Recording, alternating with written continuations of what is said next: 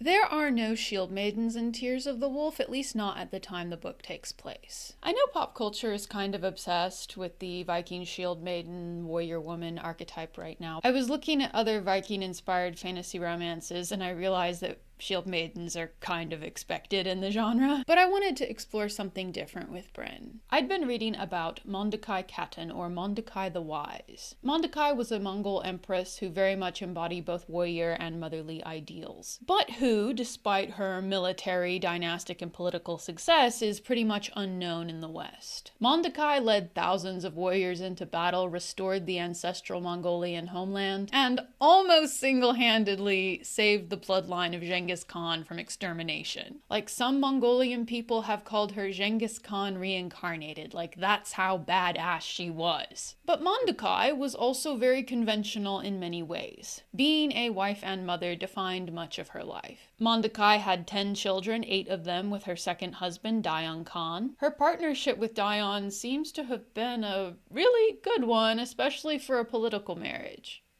Kai was an absolute powerhouse of a warrior queen, but I don't think we really know what to do with her. The fact that she also embraced traditionally feminine roles kind of throws us off a bit. We much prefer to talk about Kudin, a warrior princess who is much more on brand with our favorite flavor of girl power. Kudin is most famous for not following traditional feminine roles. Kudin had this challenge she would issue to potential suitors where if they won, they would get to marry her, but if she won, they would have to give her 100 horses. The chroniclers tell us that Kudin ended up with 1,000 horses, which was probably chronicler speak for just a whole bunch of horses, but no husband. Kudin never lost a wrestling match. She never threw a wrestling match either, no matter what Netflix wants to say. But why has Kudin captured the Western imagination while Mandai remains basically unknown? Now, I will happily nerd out over Kudin, Boudica, Nzinga, and many others. This isn't about saying that any one historical woman was better than any others. That would be silly. What does concern me a little bit is this kind of crazed desperation we seem to have to focus on the warrior women and only the warrior women in history. I don't mean acknowledging the forgotten contributions of women in warfare, of which there are many. What I do mean is this practice of intentionally disregarding the stories of women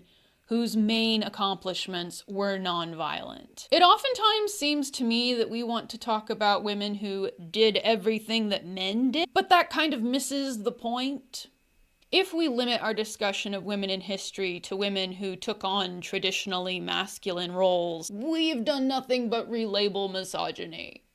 Women's stories matter regardless of whether or not they were subversive by our standards or not. Even in popular discussions of women like Kudin, I often see a lot of context of their stories left out. You don't often hear, for instance, that Kudin was accused of incest with her father and that it got to be so bad that she eventually agreed to get married just to stop the rumors, for the sake of their family honor. As badass as she was and as subversive as she was, even Kudin, who is famous for not giving in to social pressure, ended up giving in to social pressure. We have a tendency to downplay or even erase the sexualization and exploitation that warrior women did and still do face. The traditional ending of the Mulan folktale has her placed in a harem. The Agoji faced some pretty bad exploitation and in some cases discrimination as well. Russian women played a vital role in fighting the Germans on the front lines in World War II, but later most of them kept their service a secret because of stigmas that they were promiscuous. Sexual assault continues to be an ongoing problem within the United States Armed Forces. I grew up with Xena Warrior Princess as a role model. I get the appeal of a badass warrior woman who defies society. Lord knows I have written several. But I asked myself the question, what if defying society backfired? Brynn saw her older sister, who was a shield maiden, die on the battlefield. And I wondered, how might Brynn try to conform to society in the wake of that? How might she seek to avoid conflict as a result? How might she finally heal enough to pursue her own desires? I wanted to explore this idea of a character who is trying very hard to conform to society despite having all this power. Brynn has seen how the patriarchy punishes women, even warrior women, who step out of line.